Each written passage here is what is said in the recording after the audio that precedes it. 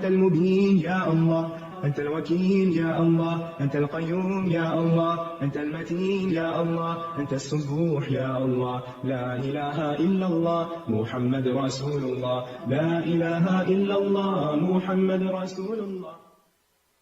انشاءاللہ اللہ سبحانہ وتعالیٰ کے نام المتکبر پہ بات کریں گے. المتکبر کا معنی ہے بہت بڑائی والا. اللہ رب العزت وہ ذات ہے جو اپنی ذات، صفات، افعال اور اپنی سلطنت میں سب سے بڑا ہے. اس جیسا کوئی بھی نہیں. باقی تمام مخلوق اس سے چھوٹی ہے، حقیر ہے. وہ مخلوق کی تمام صفات سے برتر ہے. اس کی کوئی مثال اور نظیر نہیں. وہ اپنے بندوں پر ظلم کرنے سے بھی بہت بڑا ہے، یعنی باوجود اس کے کہ بندے بہت گناہ کرتے ہیں لیکن اس کے باوجود وہ ان کو برداشت کرتا ہے اور اپنی مخلوق میں سے کسی پر ذرہ برابر بھی ظلم نہیں کرتا. اللہ سبحانہ وتعالیٰ کے اس نام کا ذکر قرآن مجید میں بھی آتا ہے اور حدیث شریف میں بھی. قرآن مجید میں اللہ تعالیٰ کی اور بہت سی صفات کے ساتھ اس کا بھی ذکر ہے، العزیز الجبار المتکبر. اور حدیث میں آتا ہے کہ ایک مرتبہ نبی صلی اللہ علیہ وسلم ممبر پر تشریف فرما تھے کہ آپ نے یہ آیت تلاوت فرمائی، وَالسَّمَاوَاتُ مَطْوِيَّاتٌ بِيَمِينِهِ سُبْحَانَهُ وَتَعَالَى عَمَّا يُشْرِكُونَ، کہ اور آسمان اس کے دائیں ہاتھ میں لپٹے ہوئے ہوں گے، پاک ہے وہ اور بہت بلند اس سے جو وہ اس کا شریک ٹھہراتے ہیں. اور پھر فرمانے لگے کہ اللہ تعالیٰ اپنی بزرگی خود بیان کرے گا، یعنی قیامت کے دن جب سارے آسمان اس کے ہاتھ میں ہوں گے، اور فرمائے گا انا الجبار، میں ہوں جبار، انا المتکبر، میں ہوں متکبر، انا الملک، میں ہوں بادشاہ، انا المتعالی، میں ہوں غالب بلند. حقیقت یہ ہے کہ سب بڑائی اللہ سبحانہ تعالیٰ کے لیے ہے، زمینوں میں بھی اور آسمانوں میں بھی. سورۃ الجاثیہ میں ارشاد باری تعالیٰ ہے، وَلَهُ الْكِبْرِيَاءُ فِي السَّمَاوَاتِ وَالْأَرْضِ، اور اسی کے لیے آسمانوں اور زمین میں سب بڑائی ہے.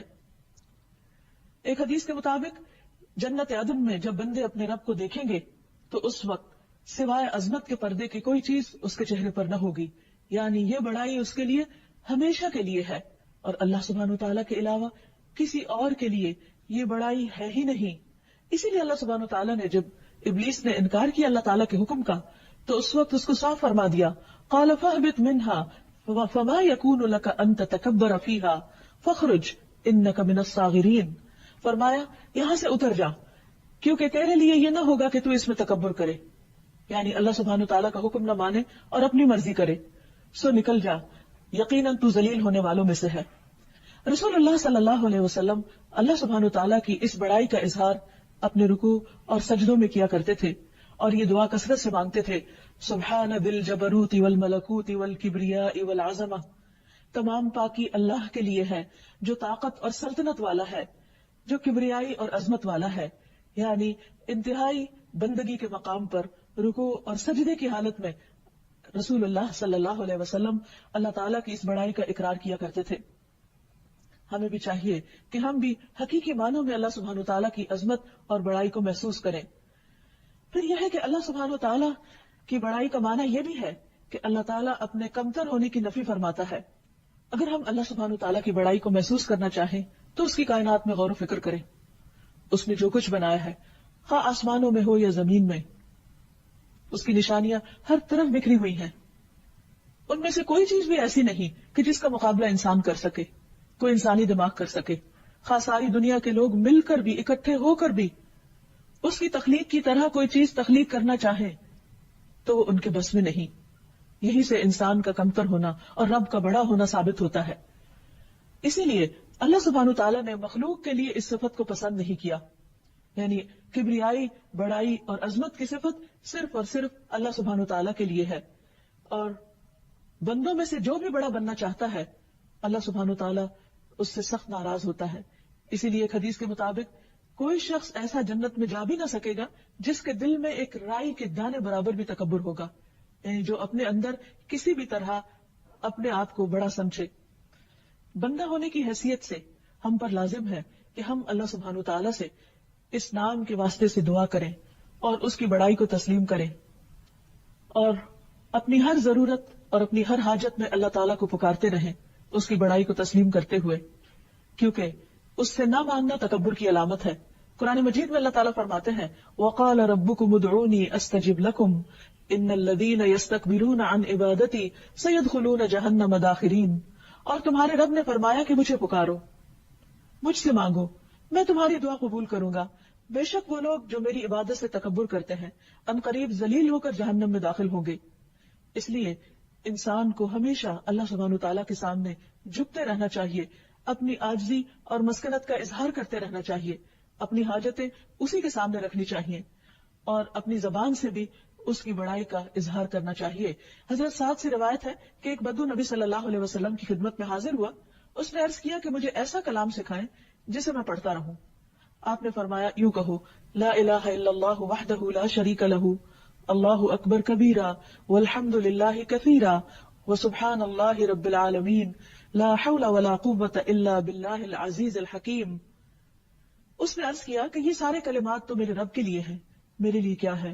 آپ نے فرمایا یوں کہو اللہم اغفر لی وارحمنی واہدنی وارزقنی، اے اللہ مجھے معاف کر دے، مجھ پر رحم فرما، مجھے ہدایت دے اور مجھے رزق عطا فرما۔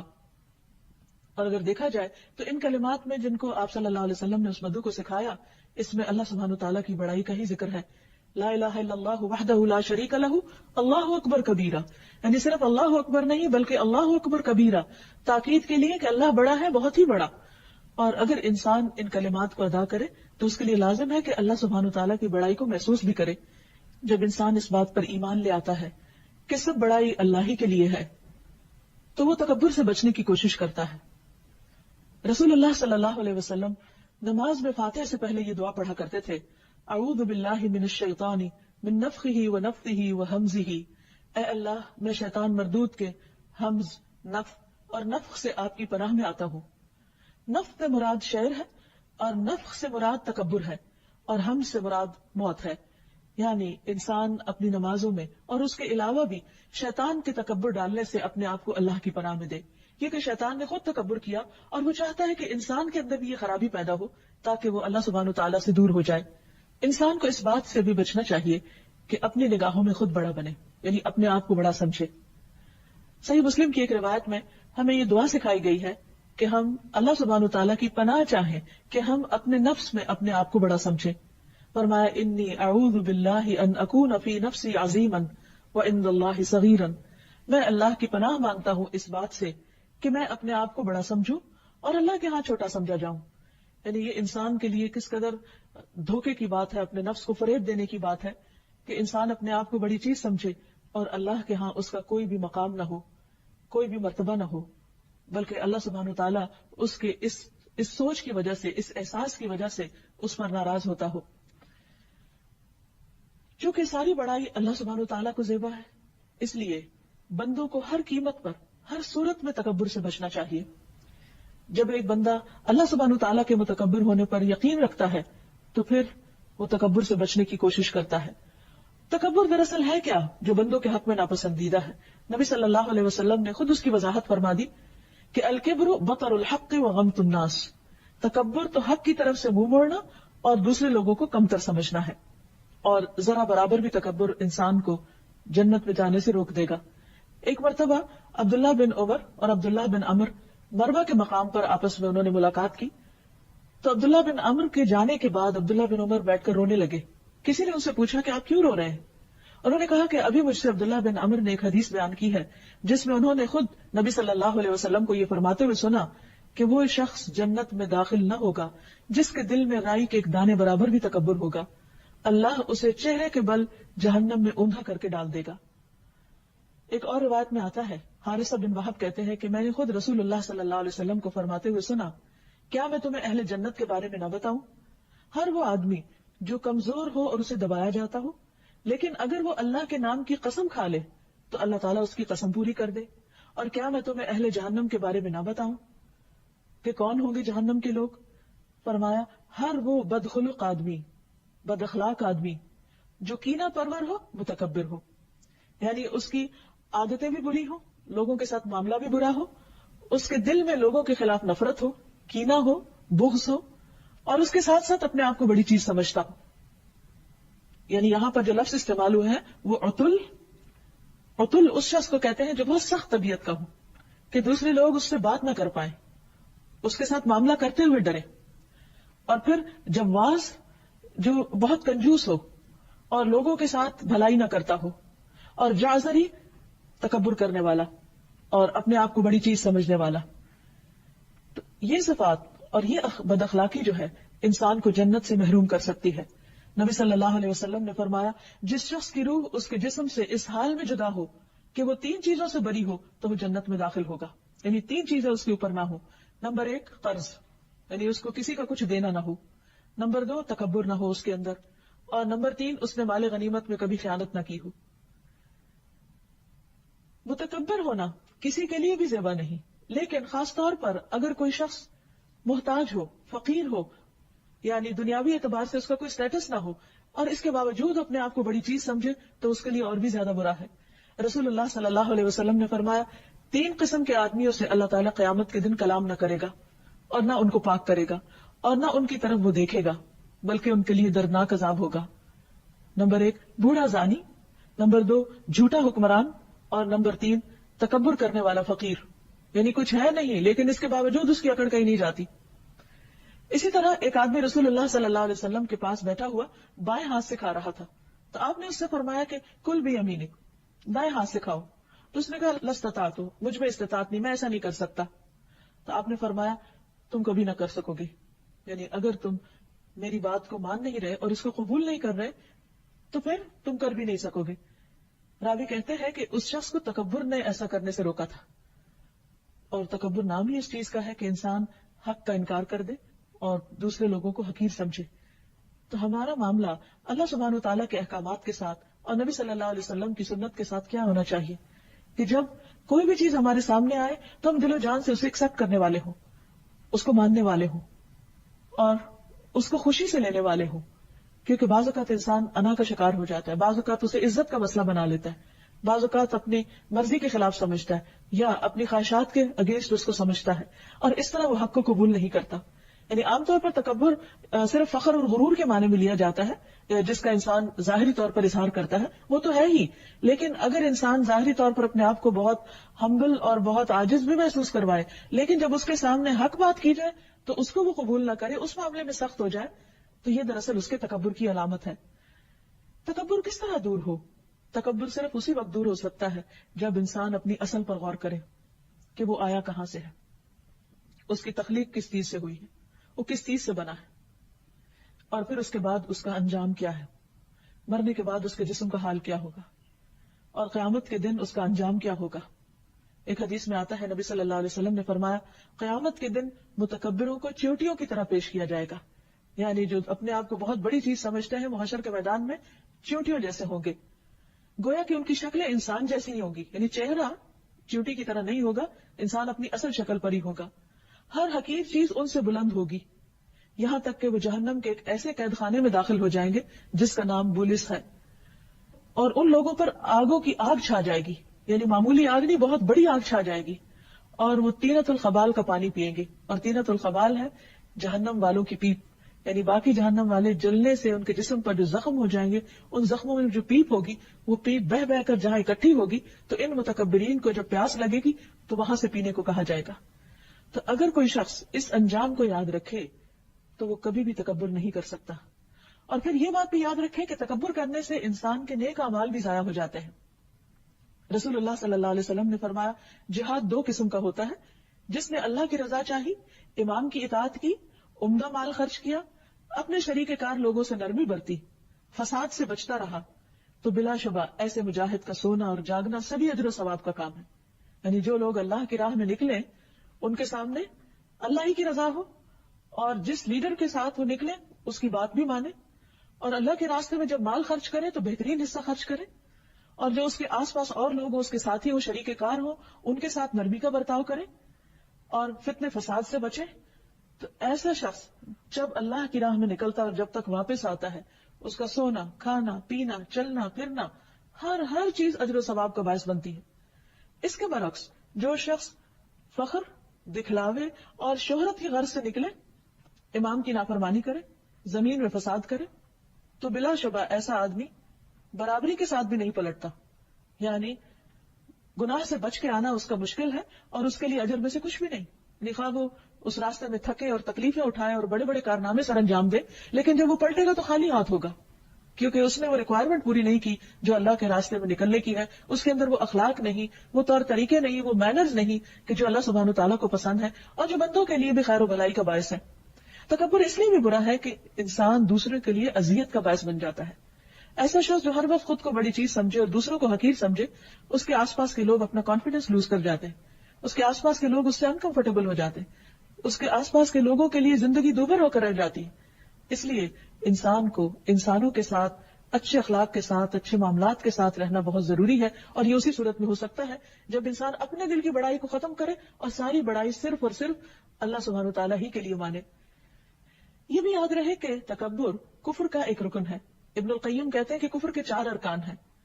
نمبر 1 تکبر، نمبر 2 حسد، نمبر 3 غضب یعنی غصہ، اور غصہ بھی بنیادی طور پر تکبر ہی کی وجہ سے آتا ہے، اور نمبر 4 شہوت. اور جب کسی کے اندر یہ چیزیں آتی ہیں تو پھر اللہ سبحانہ وتعالیٰ ایسے لوگوں کے دلوں پر مہر لگا دیتا ہے، انہیں اپنی غلطیوں کا احساس بھی نہیں دیتا، اور اس طرح وہ مسلسل اللہ کی نافرمانی میں زندگی بسر کر کے دنیا سے رخصت ہوتے ہیں. پھر جیسا کہ پہلے عرض کیا گیا کہ نبی صلی اللہ علیہ وسلم نے تکبر کو 2 حصوں میں تقسیم کیا. ایک بطر الحق، جس کا معنی یہ ہے کہ اللہ کے احکام کے آگے بڑائی ظاہر کرنا، یعنی اللہ کے مقابلے پہ آ جانا کہ اللہ تعالیٰ یہ آپ کا حکم ہے، اور دوسری طرف میری مرضی، میرے دل کی بات. اور دوسری طرف غمت الناس، لوگوں کے ساتھ معاملہ کرتے وقت ان کے ساتھ بدسلوکی کرنا، ان کو اپنے سے کم سمجھنا. ہم دیکھتے ہیں کہ تاریخ میں جن لوگوں نے اپنے آپ کو بڑا سمجھا اور اللہ سبحانہ تعالیٰ کے سامنے تکبر کا اظہار کیا، ان میں خاص طور پر فرعون، قارون اور حامان ہے. اللہ تعالیٰ فرماتے ہیں وَقَارُونَ وَفِرْعَوْنَ وَحَامَانَ وَلَقَدْ جَاءَهُم مُوسَىٰ بِالْبَيِّنَاتِ فَاسْتَكْبَرُوا فِي الْأَرْضِ وَمَا كَانُوا سَابِقِينَ. اور قارون اور فرعون اور حامان کو بلا شبہ یقیناً ان کے پاس موسیٰ علیہ السلام کھلی نشانیاں لے کر آئے تو وہ زمین میں بڑے بن بیٹھے. یعنی ان لوگوں کو حق قبول کرنے سے کس چیز نے روکا؟ ان کی بڑائی کے احساس نے. اور فرمایا اور وہ بچ نکلنے والے نہ تھے، یعنی ان میں سے ایک ایک کا انجام سب کے سامنے ہے کہ پھر وہ کس نتیجے کو پہنچے. اسی طرح تکبر کرنے والوں میں سب سے پہلے ابلیس کا نام آتا ہے. وَإِذْ قُلْنَا لِلْمَلَائِكَةِ اسْجُدُوا لِآدَمَ فَسَجَدُوا إِلَّا إِبْلِيسَ أَبَىٰ وَاسْتَكْبَرَ وَكَانَ مِنَ الْكَافِرِينَ. اور جب ہم نے فرشتوں سے کہا کہ آدم کو سجدہ کرو تو انہوں نے سجدہ کیا، مگر ابلیس اس نے انکار کیا اور تکبر کیا اور کافروں میں سے ہو گیا، یعنی انکار کرنے والوں میں شامل ہو گیا. حالانکہ وہ سب کچھ جانتا تھا اور کہا جاتا ہے کہ بہت عبادت گزار بھی تھا، لیکن اس کی ساری عبادت اور اس کا سارا علم اور سب کچھ، اس کی عزت، ہر چیز پامال ہو گئی، ضائع ہو گئی، کیونکہ اس نے اللہ سبحانہ تعالیٰ کے حکم کے سامنے اپنی مرضی کی، اللہ سبحانہ تعالیٰ کی بات نہیں مانی. تو یاد رکھیے کہ تکبر بطر الحق ہے. حق سامنے آ جائے، حق سمجھ میں آ جائے اور پھر انسان اسے قبول نہ کرے کہ وہ اس کی مرضی کے خلاف ہے. پھر اسی طرح صرف اللہ سبحانہ تعالیٰ کے حکم کے سامنے ہی نہیں بلکہ رسول صلی اللہ علیہ وسلم کی یا اللہ سبحانہ تعالیٰ کی کسی بھی رسول کی بات کے سامنے اپنی بات کو فوقیت دینا اور اپنی مرضی کو بڑا جاننا، یہ بھی تکبر میں ہے. مثلا قرآن مجید میں آتا ہے وَلَقَدْ آتَيْنَا مُوسَى الْكِتَابَ، ہم نے موسیٰ علیہ السلام کو کتاب دی. وَقَفَّيْنَا مِن بَعْدِهِ بِالرُّسُلِ، اور اس کے پیچھے ہم کئی رسول لائے.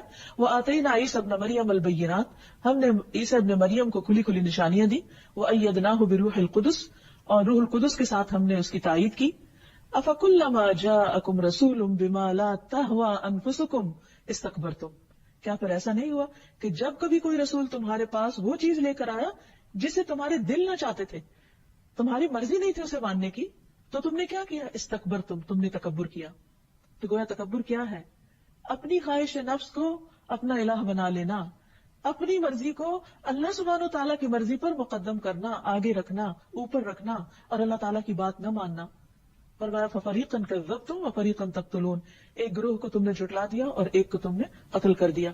اور یہ انتہائی ظالمانہ حرکت ہے کہ انسان کسی حق پیش کرنے والے کی جان کے درپے ہو جائے اور اس کی بات کو نیچا دکھائے.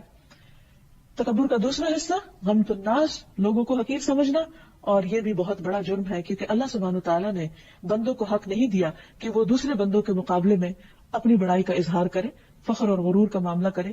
اور جب کبھی کسی نے ایسا کیا تو دنیا میں ہی اللہ سبحانہ تعالیٰ نے اس کا انجام اس کو دکھا دیا. سورۃ الکہف میں اللہ تعالیٰ نے ایک واقعہ بیان کیا اور اس سے ایک بہت بڑی بات سمجھائی. اور ان کے لیے ایک مثال بیان کرو، 2 آدمی ہیں جن میں سے ایک کے لیے ہم نے انگوروں کے 2 باغ بنائے اور ہم نے ان دونوں کو کھجور کے درختوں سے گھیر دیا، اور دونوں کے درمیان کچھ کھیتی رکھی. دونوں باغوں نے اپنا پھل دیا اور اس میں کچھ کمی نہ کی, اور ہم نے دونوں کے درمیان ایک نہر جاری کر دی اور اس کے لیے بہت سا پھل تھا. تو اس نے اپنے ساتھی سے جب وہ باتیں کر رہا تھا کہا کہ میں تجھ سے مال میں زیادہ ہوں اور نفری میں بھی زیادہ ہوں, زیادہ باعزت ہوں. یعنی انا اکثر منک مالا واعز نفرا. دو چیزوں میں اس نے تکبر کیا, ایک مال کے اعتبار سے اور ایک لوگوں کی تعداد کے اعتبار سے, کہ میرے ساتھ زیادہ لوگ ہیں, میرا کنبہ قبیلہ بڑا ہے, اور جن لوگوں کے ساتھ میرا میل جول ہے وہ زیادہ باعزت لوگ ہیں, سٹیٹس والے لوگ ہیں. اللہ سبحانہ وتعالیٰ کو اس کی یہ بات بالکل پسند نہ آئی, اور ایک دن اچانک اس کے باغ پر آفت آ پڑی اور سب کچھ اس کا جل کر رہ گیا, سب کچھ ختم ہو گیا, کیونکہ اللہ سبحانہ وتعالیٰ کو تکبر کسی بھی صورت میں پسند نہیں. عام طور پر تکبر کا اظہار کس طرح ہوتا ہے؟ نمبر 1, گفتگو میں, باتوں میں. حضرت جابر سے روایت ہے کہ رسول اللہ صلی اللہ علیہ وسلم نے فرمایا, قیامت کے دن میرے نزدیک تم میں سب سے زیادہ محبوب اور قریب بیٹھنے والے لوگ وہ ہیں جو بہترین اخلاق والے ہیں, اور سب سے زیادہ ناپسندیدہ اور میری مجلس سے دور, یعنی قیامت کے دن نبی صلی اللہ علیہ وسلم سے بہت دور وہ ہیں جو زیادہ باتیں کرنے والے, بلا سوچے سمجھے اور بلا احتیاط بولنے والے. صحابہ نے عرض کیا, یا رسول اللہ, بہت باتونی اور زبان دراز کا تو ہمیں علم ہے, لیکن یہ متفحقون کون ہے؟ کیونکہ آپ نے ان کا بھی ذکر کیا تھا. آپ نے فرمایا, المتکبرون, جو تکبر کرتے ہیں, یعنی بوسٹنگ کرتے ہیں, اپنے آپ کو بڑی چیز سمجھتے ہیں, اپنی بڑائیوں کا ذکر کرتے ہیں. اور عام طور پر آپ نے دیکھا ہوگا کہ جب لوگ زیادہ اپنی باتیں کریں, میں, میرا خیال ہے, مجھے, آئی, می, مائی, یعنی ان سیلف سینٹرڈ ہو, ان کی ساری باتیں اور ان کی ساری چیزیں صرف ان کی اپنی ہی ذات کے ارد گرد گھومتی ہو, تو یہ چیز بھی تکبر میں شامل ہو جاتی ہے. کیونکہ انسان کو صرف اپنی ہی فکر نہیں ہونی چاہیے, اسے دوسروں کی بھی خیرخواہی کرنی چاہیے, دوسروں کی بات بھی سننی چاہیے, اور دوسروں کے نقطہ نظر کو بھی سمجھنے کی کوشش کرنی چاہیے. اسی طرح تکبر کا اظہار چال میں بھی ہوتا ہے. قرآن مجید میں اللہ کے پیارے بندوں کی جو صفت بیان کی گئی ہے وہ یہ ہے کہ وہ زمین میں بہت آہستگی سے چلتے ہیں, عاجزی کے ساتھ چلتے ہیں.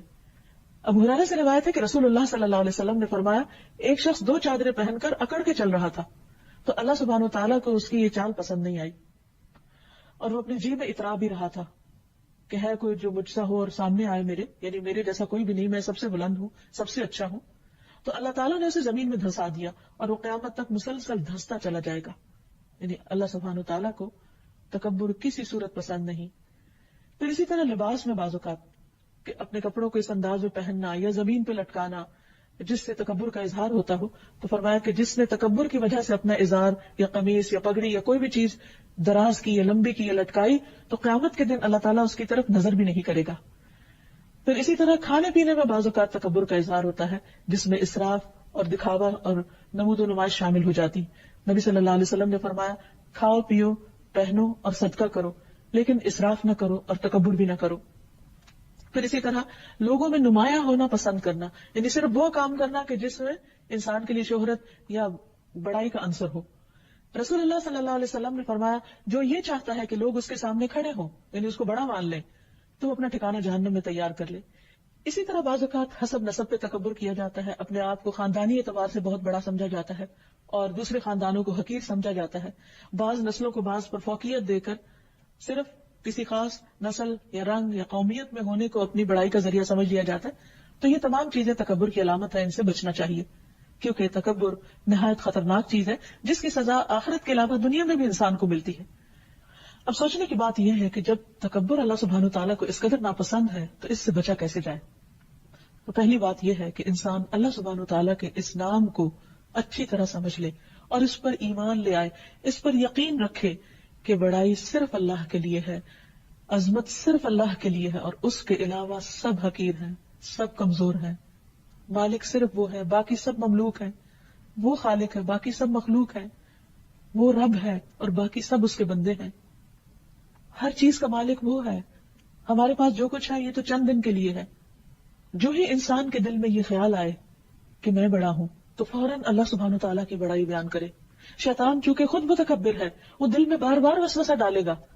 انسان کو جب بھی کوئی نعمت ملتی ہے تو اس کے اندر غرور آنے لگتا ہے. تو ایسے موقع پر انسان اپنے نفس سے خود زیادہ آگاہ ہوتا ہے, جیسے قرآن مجید میں بھی آتا ہے, بل الانسان علی نفسہ بصیرہ ولو القی معاذیرہ, بلکہ انسان اپنے نفس سے خود خوب آگاہ ہے کہ اب اس کے دل میں کس قسم کا خیال آ رہا ہے, خواہ وہ کتنی ہی معذرتیں پیش کرے. تو جو ہی ایسا کوئی وسوسہ آئے تو فوراً انسان اللہ کی بڑائی بیان کرے، وَرَبَّكَ فَكَبِّرْ، اور اپنے آپ کو اللہ کا بندہ کہے اور ہر حال میں تواضع اختیار کرے. نبی صلی اللہ علیہ وسلم کے اسوہ حسنہ کو اپنے سامنے رکھے. آپ صلی اللہ علیہ وسلم زمین پر بیٹھ جایا کرتے تھے، حالانکہ آپ سے بڑا درجہ اور مقام کس کا ہو سکتا ہے. زمین پہ بیٹھ کے کھانا کھاتے، بکری کا دودھ خود دو لیا کرتے، جو کی روٹی کی دعوت دینے والے غلام کی دعوت قبول کر لیا کرتے. تو انسان ایسے تمام مواقع پر پریکٹیکلی اپنے نفس کے اپوزٹ جا کر وہ کام کرے کہ جس میں عاجزی کا اظہار ہو، دکھاوے کے لیے نہیں بلکہ اپنے نفس کے علاج کے طور پر. نبی صلی اللہ علیہ وسلم گدھے کی سواری کر لیا کرتے تھے، خادم کے ساتھ بیٹھ کے کھانا کھا لیا کرتے تھے. تو اس لیے کبھی انسان کم وقت سواری پر سوار ہو جائے، کم قیمت کپڑا پہن لے اور اس کو اپنی شان کے خلاف نہ سمجھے. پھر اپنے نفس کو سدھارنے کے لیے مختلف قسم کے کام کرے. جیسے ہم دیکھتے ہیں کہ عبداللہ بن سلام کے بارے میں آتا ہے کہ ان کا گزر بازار سے ہوا تو ان کے اوپر لکڑیوں کا ایک بہت بڑا گٹھا تھا، خود لکڑیاں اٹھا کے جا رہے تھے. تو کسی نے ان سے عرض کیا کہ آپ نے کس وجہ سے اٹھا رکھا ہے، حالانکہ اللہ نے آپ کو بہت مال دے رکھا ہے، آپ کو ضرورت نہیں خود اٹھانے کی، آپ کسی سے اٹھوا لیں. تو انہوں نے کہا کہ میں اپنے تکبر کو دور کرنا چاہتا ہوں، میں اپنے نفس کا علاج کرنا چاہتا ہوں، کیونکہ میں نے رسول اللہ صلی اللہ علیہ وسلم کو یہ فرماتے ہوئے سنا تھا کہ وہ شخص جنت میں داخل نہ ہو سکے گا جس کے دل میں ذرہ برابر بھی تکبر ہوگا. تو اگر ذرے کے برابر بھی ایسا کوئی خیال دل میں آنے لگے تو انسان اپنے نفس کے خلاف جا کر کچھ نہ کچھ ایسا کام کرے کہ جس سے وہ خیال نکل جائے. پھر اسی طرح ہم دیکھتے ہیں حضرت عمر رضی اللہ تعالیٰ عنہ کو کہ جس وقت اللہ سبحانہ وتعالیٰ نے ان کو بہت بڑی فتح عطا فرمائی، روم فتح ہو گیا، بیت المقدس فتح ہو گیا، تو حضرت عمر جس اونٹ پر جا رہے تھے وہ باری باری ان کا غلام اور وہ اس کو چلاتے تھے. تو جب وہ بالکل اپنے مقام کے قریب پہنچے تو وہ اونٹ سے اتر گئے اور خود اس کی لگام ہاتھ میں لے لی اور چلنا شروع کر دیا. اتنے میں حضرت ابو عبیدہ کو پتا چلا تو وہ فوراً حضرت عمر کے پاس پہنچے، کہنے لگے کہ آپ نے یہ کیا کیا ہے اور آپ کس طرح چل رہے ہیں، اس سے کہیں دشمنوں کے دلوں میں ہماری ہیبت کم نہ ہو جائے. تو اس وقت حضرت عمر سخت ناراض ہوئے، کہا کہ اگر ابو عبیدہ تم نہ ہوتے تو میں تمہیں بہت سخت سزا دیتا. تم نہیں جانتے کہ اللہ سبحانہ وتعالیٰ نے ہمیں کس چیز کی وجہ سے عزت عطا کی ہے؟ وہ عزت ہمیں صرف اسلام کی وجہ سے ہے. اگر ہم اسلام کے علاوہ کسی بھی اور چیز سے بڑائی چاہیں گے تو اللہ ہم کو ذلیل کر دے گا. ہمیں کسی کے سامنے بھی کسی فتح کی وجہ سے یا کامیابی کی وجہ سے کسی تکبر کا مظاہرہ نہیں کرنا. یہ تھے وہ لوگ جن کے ہاتھوں پر روم اور ایران کی بڑی بڑی سلطنتیں فتح ہوئی تھی، جن کے ہاتھوں اللہ سبحانہ تعالیٰ نے بڑے بڑے متکبروں کو زیر کیا تھا، لیکن ان کے اندر ذرہ برابر بھی تکبر نہیں آیا. ایک اور موقع پر حضرت عمر رضی اللہ تعالیٰ عنہ سے کسی نے کہا کہ اے عمر اللہ سے ڈرو، تو انہوں نے اپنا گال زمین پر رکھ دیا اور کہنے لگے کہ ہاں واقعی عمر کو اللہ سے ڈرنا چاہیے. اور آپ جانتے ہیں کہ عمر کون ہے؟ اللہ کے رسول صلی اللہ علیہ وسلم کے خلیفہ جن کو اللہ سبحانہ تعالیٰ نے دنیا میں بہت بڑی فتوحات سے نوازا. اگر وہ اپنا گال زمین پر رکھ دیتے ہیں تو ایک عام انسان کے لیے کیا حکم ہو سکتا ہے؟ عام طور پر انسان کو تکبر کن چیزوں پر ہوتا ہے؟ مال کی وجہ سے، اولاد کی وجہ سے، خاندانی وجاہت کی وجہ سے، علم یا عبادت کی کثرت کے احساس کی وجہ سے. یہ تمام چیزیں انسان کے لیے نعمت ہیں، لیکن اگر ان سب کو انسان یہ سمجھے کہ یہ سب میرے اللہ نے مجھے دیا ہے، اس میں میرا کوئی کمال نہیں، تو انشاءاللہ انسان تکبر کا شکار نہیں ہوگا. اور اسی طرح یہ بھی کہ انسان جب اس کی غلطی پر اس کو کوئی اور احساس دلائے تو اس پر ناراض نہ ہو. اگر انسان کی اصلاح کے لیے کوئی شخص کوئی بات کہتا ہے اور وہ اس پر برا منا جاتا ہے، اس پر ناراض ہو جاتا ہے، تو یہ سراسر تکبر کی علامت ہے. کون انسان ایسا ہے جو غلطی نہ کرے؟ کون ہے جس سے کوئی خطا نہ ہو؟ ہم کمزور ہیں، ہم سے غلطیاں ہوتی ہیں، اور جب ہم اپنی غلطی کا اعتراف کرتے ہیں اور اللہ سبحانہ تعالیٰ کی بڑائی بیان کرتے ہیں تو اللہ تعالیٰ ہماری گناہ کو معاف فرما دیتے ہیں. یونس علیہ السلام کی بخشش کس وجہ سے ہوئی تھی؟ لا الہ الا انت سبحانک، نہیں کوئی الہ مگر تو ہی پاک ہے، یعنی ہر غلطی نقص اور عیب سے پاک ہے. انی کنت من الظالمین، میں ظالموں میں سے ہوں، میں خطا کار ہوں. تو جب انسان اپنی غلطی کا اعتراف کر لیتا ہے تو وہ اللہ سبحانہ تعالیٰ کے قریب ہو جاتا ہے. اسی طرح انسان جب سجدے کی حالت میں ہوتا ہے، سب سے زیادہ فزیکلی بھی چھوٹا اور سمٹ کر اللہ سبحانہ تعالیٰ کے حضور اپنی پیشانی رکھ دیتا ہے اور اس وقت سبحان ربی العالی پڑھتا ہے، اپنے رب کی بلندی اور بزرگی کو یاد کرتا ہے اور اس کا ذکر کرتا ہے تو حقیقت میں اس کے اندر عاجزی پیدا ہوتی ہے اور اللہ سبحانہ تعالیٰ کی بڑائی کا احساس پیدا ہوتا ہے. تو اس لیے انسان اگر اپنے تمام اعمال سوچ سمجھ کر کرے، شعور کے ساتھ کرے، تو انشاءاللہ تکبر کا خاتمہ ہو سکتا ہے. پھر اسی طرح انسان ایسے الفاظ کے استعمال سے بھی بچے کہ جن سے تکبر جھلکتا ہو. ہر حال میں اللہ سبحانہ تعالیٰ کی بڑائی بیان کرتا رہے. اور اگر انسان دن کے مختلف اوقات میں تکبیرات کا اہتمام کرے اور ان پر توجہ رکھے تو انشاءاللہ یہ چیز بھی انسان کے دل میں اللہ کی عظمت کا احساس پیدا کرے گی. آپ دیکھیے کہ ہر نماز کے سے پہلے جو اذان ہوتی اس میں کئی بار اللہ اکبر دہرائی جاتی. اللہ اکبر، اللہ اکبر، اللہ اکبر، اللہ اکبر. اور پھر اذان کے اختتام پر بھی اللہ اکبر، اللہ اکبر، کہ اللہ سب سے بڑا ہے، اللہ سب سے بڑا ہے. کتنی دفعہ ہمیں یاد دلایا جاتا ہے. پھر اسی طرح اقامت میں آپ دیکھیے پھر اللہ اکبر دوبارہ. پھر نماز جب شروع کی جاتی ہے تو نماز کے ہر ایکشن کے شروع میں اللہ اکبر ہوتا ہے. نماز شروع کرتے وقت اللہ اکبر ہے. پھر جب انسان رکوع میں جاتا ہے، پھر سجدے میں جاتا ہے، پھر سجدے سے سر اٹھاتا ہے تو بار بار اللہ سبحانہ تعالیٰ کی بڑائی بیان کرتا ہے. پھر اسی طرح سلام پھیرتے ہی فوراً اللہ اکبر. پھر اسی طرح جب خاص دن آتے ہیں ذوالحج کے تو ان میں سب سے بہترین فعل جو قرار دیا گیا وہ بھی تکبیرات پڑھنا ہے. پھر حج کے موقع پر اللہ سبحانہ تعالیٰ کی بڑائی بیان کرنا ہے. پھر اسی طرح روزمرہ کی جو تسبیحات ہیں، نماز کے بعد کی جو تسبیحات ہیں، ان میں بھی 34 بار اللہ کی بڑائی بیان کرنا ہے، اللہ اکبر پڑھنا ہے. پھر اسی طرح یہ ہے کہ انسان عام حالات میں بھی اللہ سبحانہ تعالیٰ کی بڑائی بیان کرتا رہے. نہ صرف یہ کہ خود بھی پڑھے بلکہ دوسروں کو بھی سکھائے. سلمہ رضی اللہ عنہا نے عرض کیا، اللہ کے رسول صلی اللہ علیہ وسلم مجھے کچھ کلمات سکھائیے لیکن وہ زیادہ نہ ہو. آپ نے فرمایا اللہ اکبر 10 بار پڑھا کرو. اللہ تعالیٰ فرماتا ہے کہ یہ میرے لیے ہے. اور جو شخص 100 دفعہ اللہ اکبر پڑھتا ہے تو ام ہانی کہتی ہے کہ میں نے رسول اللہ صلی اللہ علیہ وسلم سے عرض کیا، اللہ کے رسول صلی اللہ علیہ وسلم مجھے کوئی عمل بتائیے کیونکہ میں بوڑھی اور کمزور ہو گئی ہوں اور میرا بدن بھاری ہو گیا، یعنی میں کوئی بہت چل پھر کے اور بہت زیادہ اور عبادت کے کام نہیں کر سکتی، لیکن کوئی آسان سی چیز بتا دیجیے. آپ نے فرمایا 100 بار اللہ اکبر کہو، 100 بار الحمدللہ کہو، 100 بار سبحان اللہ کہو. یہ سب یعنی اتنا ذکر جو ہے فرمایا یہ لگام کاٹھی سمیت 100 گھوڑے اللہ کی راہ میں دینے سے بہتر ہے. اتنا زیادہ اس کا اجر و ثواب ہے. 100 اونٹ صدقہ کرنے سے بہتر ہے اور 100 غلام آزاد کرنے سے بہتر ہے. تو یہ تکبیرات کو معمولی نہیں ہے، دیکھنے میں چند کلمات ہیں لیکن اگر انسان ان کو اللہ سبحانہ تعالیٰ کی بڑائی کے احساس کے ساتھ ادا کرتا ہے کہ اللہ ہی سب سے بڑا ہے، اللہ ہی سب سے بڑا ہے. اور پھر نبی صلی اللہ علیہ وسلم ہر بلندی کے مقام پر جاتے ہوئے اللہ اکبر پڑھا کرتے تھے کہ انسان جب دوسروں کے مقابلے میں اونچا جانے لگتا ہے تو فزیکلی بھی اس وقت اگر وہ دیکھتا ہے کہ وہ سب سے اوپر چلا گیا تو بھی اللہ کی بڑائی بیان کرتا رہے.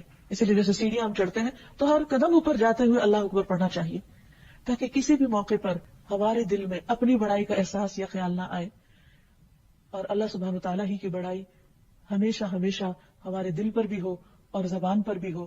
کیونکہ اللہ سبحانہ تعالیٰ کی بڑائی بیان کرنے سے اعمال قبول ہوتے ہیں اور دل میں اپنی بڑائی کا خیال آنے سے اعمال ضائع ہو جاتے ہیں. اللہ تعالیٰ ہمیں اس کی توفیق عطا فرمائے کہ ہم واقعی اس کے اس نام کو سمجھ کر اس کی عظمت کا احساس دل میں پیدا کریں اور جب بھی اللہ اکبر کہے تو واقعی ہمارے دل اور روح کی آواز بھی یہی پکارے کہ اللہ سب سے بڑا ہے، اللہ سب سے بڑا ہے.